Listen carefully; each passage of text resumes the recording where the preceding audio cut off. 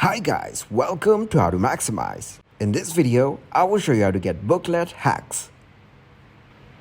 First, go to your Chrome browser.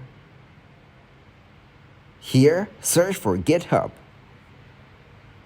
Now click to open github.com.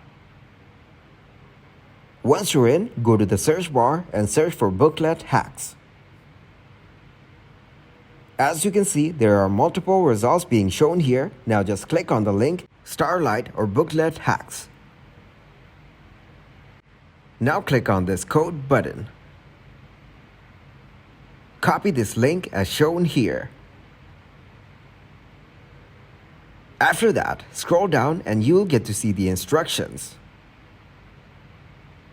Now scroll up and click on the star icon.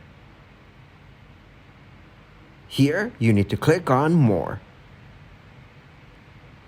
From here, edit the bookmark name. Type in the name first and then paste the link which you have just copied. Once it is done, select the bookmarks bar and hit the Save button. After that, open another tab and search for booklet. Here, you need to open this link.